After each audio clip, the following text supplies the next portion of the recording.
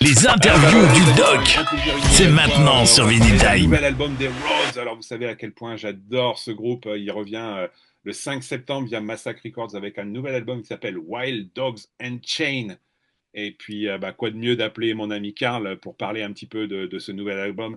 Et puis, Karl m'a dit, bah oui, oui, on fait on fait une petite interview rapidement, c'est avec plaisir. Karl, il est toujours avec David Rock Feinstein et le nouveau bassiste depuis un petit moment qui s'appelle Freddy Villano. Et donc, ils sont de retour. L'album est produit par Chris Collier. C'est du lourd. Carl, thank you so much, my friend, to accept my invitation. It's a great pleasure to speak about the music of the roads. The road's still here, the road's still alive, and the road coming back again with some new stuff and some re-record of some old stuff. What a good idea. Hey, and great to see you, my friend. You've not aged, and we've known each other for I won't say how many years, but a A lot. lot of years since we first hung out in Paris many years ago. Yeah, yeah. So actually, it's great to have the new album out. It's supposed to be out January 19th, but the label was having some changes, and so now it's September 5th. So perfect timing. But yeah, it's great to have new music out. Ouais. Bah voilà, vous l'avez compris, bon, on est très copains avec Karl depuis très longtemps. La première fois qu'il est venu en France, doit être en 1980 quelque chose.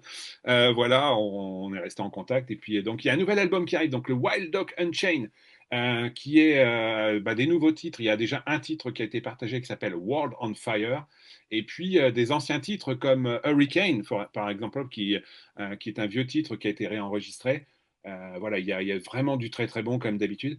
Carl, by the way, it's good to know that you are still alive. David is still alive with you. You coming back like some young guys playing a lot of heavy metal songs, and this one is particular heavy with the good works of Chris Collier and of course the band because we have so many good songs on this record, so many heavy as usual.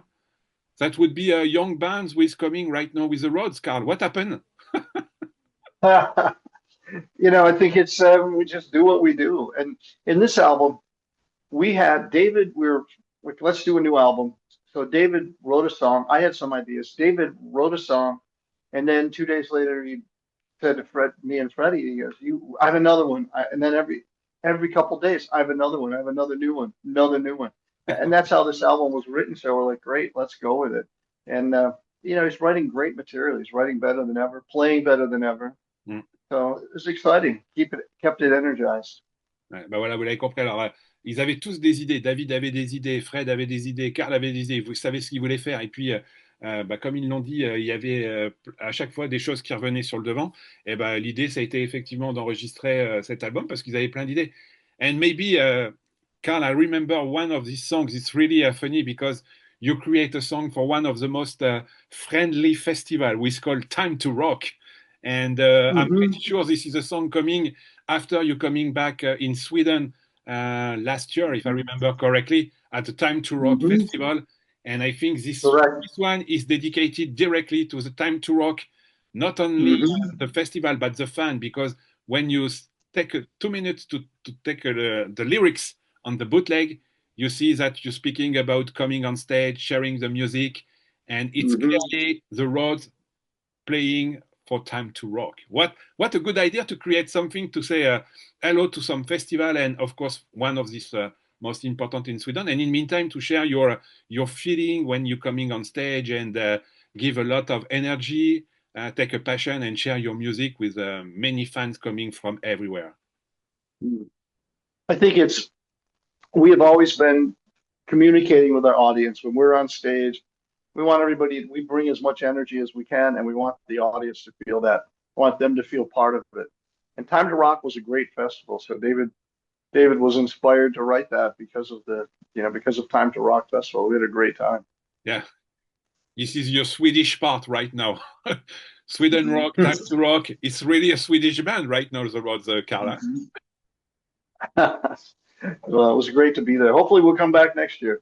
Ah, maybe cross finger. Voilà, on parlait effectivement d'un des morceaux de l'album, on va en parler un peu plus, de ce morceau qui s'appelle Time to Rock, qui est un festival qu'on a fait, que le groupe a fait l'année dernière. Et puis nous, on l'a fait cette année, effectivement, et les paroles parlent effectivement de monter sur scène, de partager la musique, et effectivement, c'est un bon morceau. And in other end, Carl, you create, of course, some new songs, and you re-record some old songs.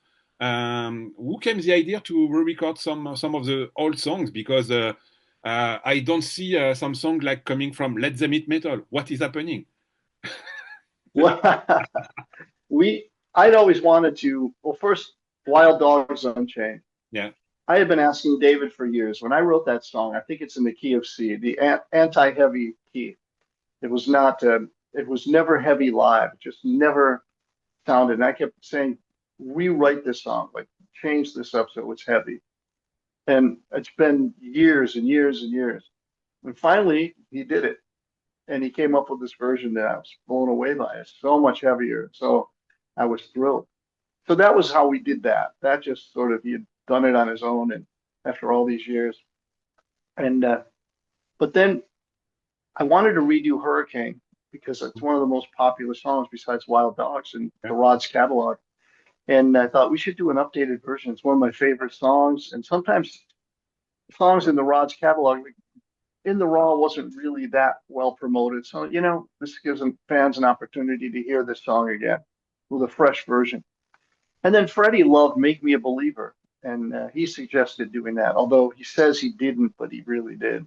And because he's the new guy, of course, he's been here 4 years or something. But nonetheless, you know, I have a lot of respect for Freddie, as does David.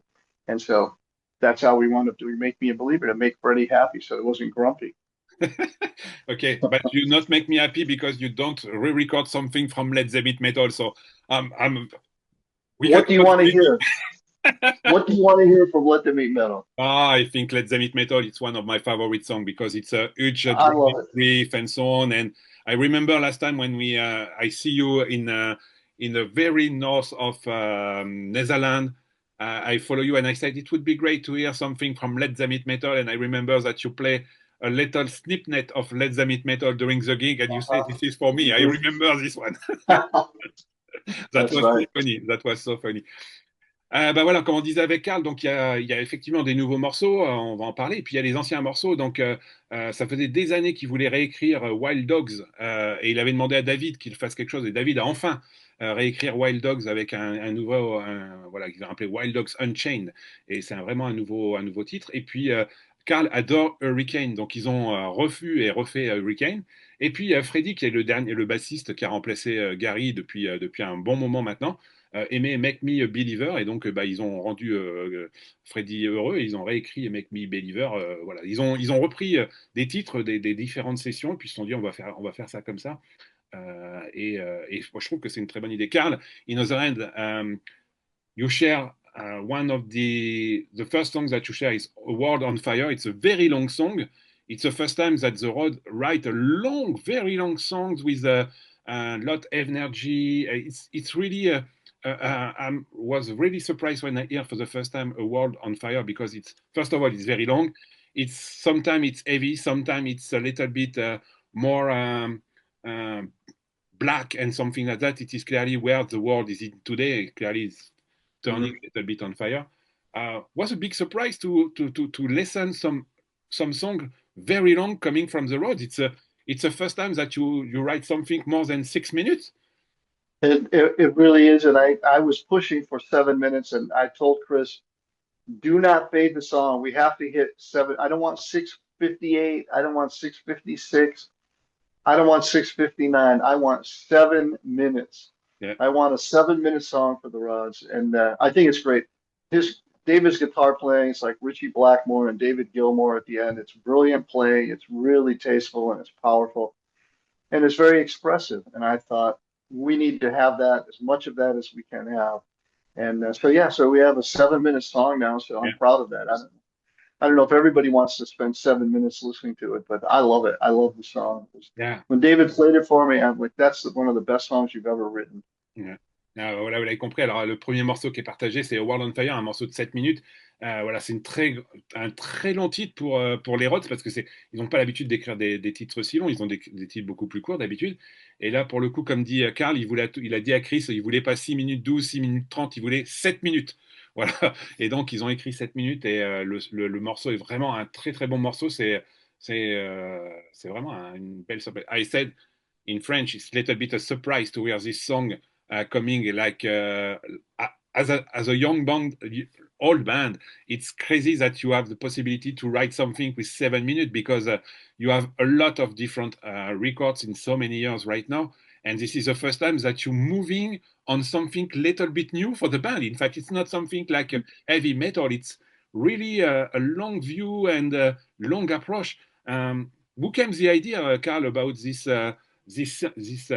title? Because it's really a surprise to see that you have the possibility to play a long time and not so fast as usual. In fact, David wrote the song and in bare bones version played it for me, and I was blown away. I just thought it was one of the best songs he's ever written, and I love the song, and I think it's when we decided that it should be the first single, we discussed it because we're concerned people won't. The Rods are known for like more of a hard rock, punk edge, heavy metal thing, lots of energy, and this is essentially a ballad almost, mm, and more in the Scorpions, David Gilmour, Pink Floyd kind of way. mm. And so we're like, well, I don't know how people will take it, but we think it's a great song and it's a Rod song. So let's put it out. And then we thought, you know what? It's at this point in our career, I think we're okay. It's not going to hurt our career by putting this song out first. So that's what we did. And the response has been overwhelmingly positive. It's probably, I've never had such a response to a Rod song ever. Ouais.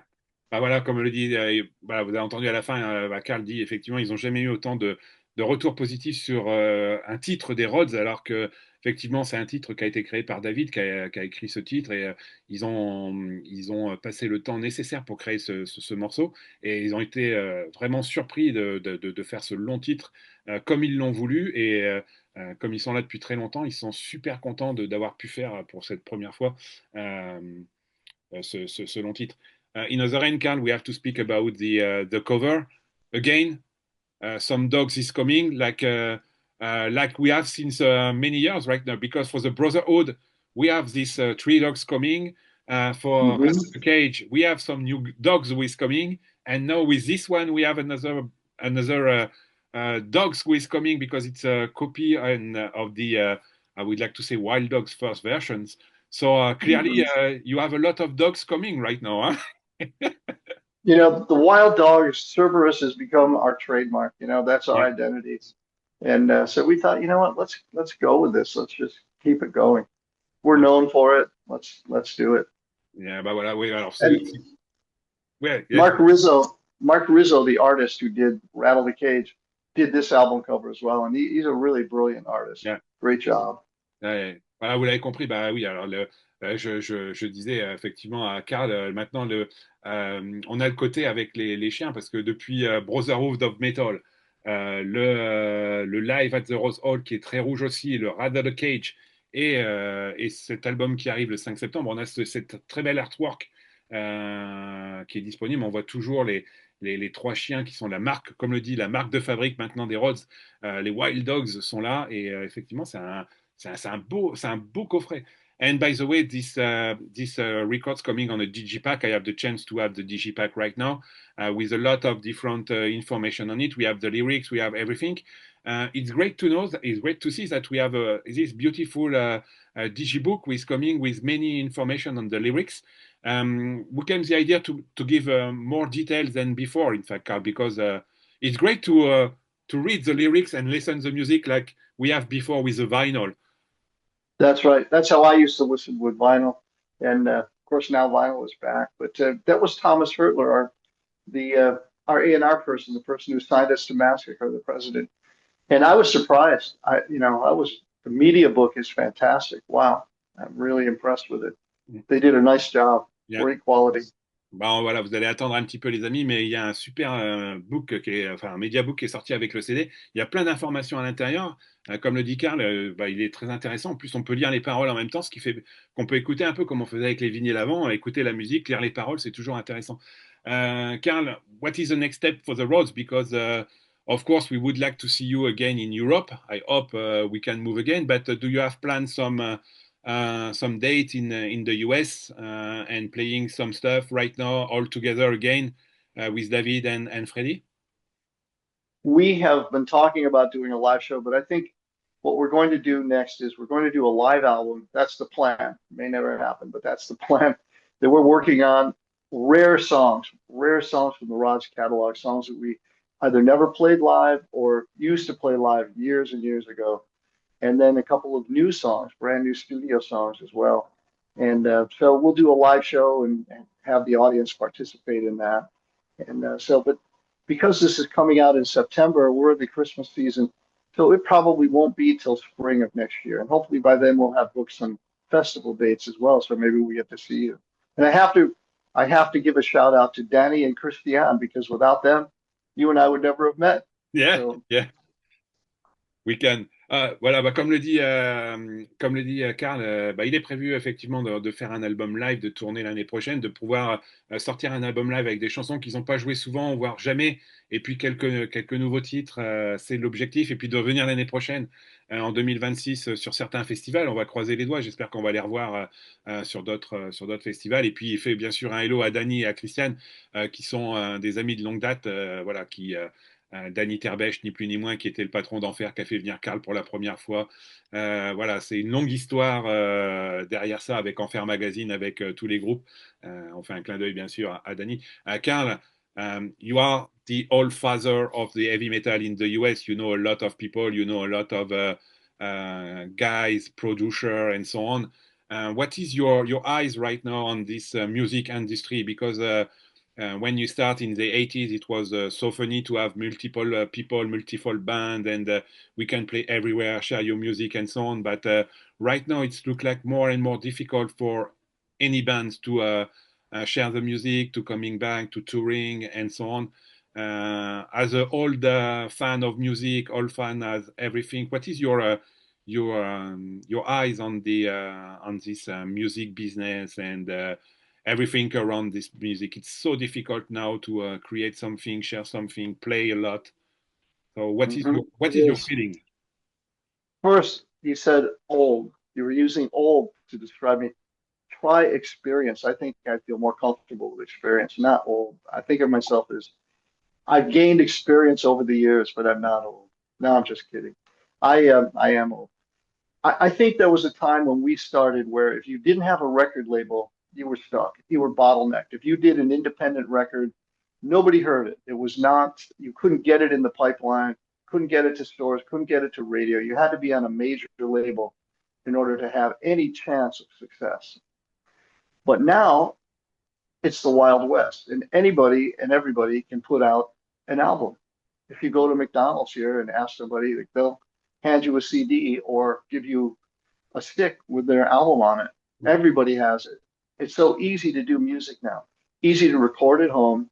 And there's some really talented young musicians who record at home and become great engineers.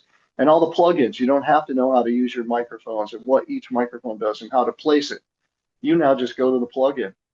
You know, you can use programmed drums that they sound fantastic. So bottom line is anybody can do this music. Anybody can put it out. It's easy to put it out on Spotify, Bandcamp, get it out on Apple Music, wherever. It's so easy now.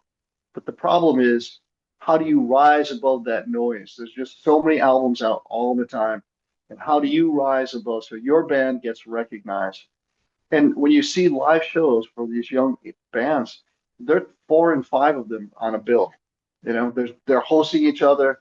We'll come there and we'll stay at your place, crash on your couch. You come to our area, we'll share our audience with you, and you stay there.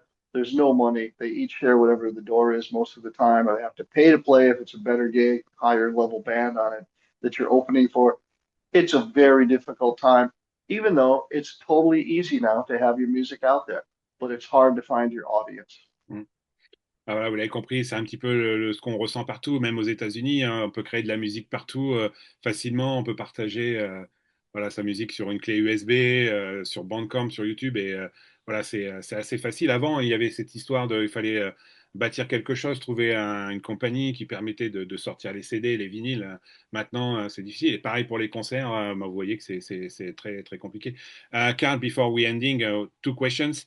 When you create the roads with your friend David Rockfenstein, it's a long time ago. Do you thinking that in 2025 we're speaking about a new record of the roads?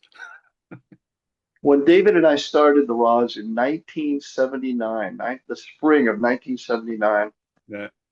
I didn't think, I mean, I was whatever, 20, in my 20s. I didn't think I'd live to be 30. So absolutely wasn't thinking I'd be here in 2025.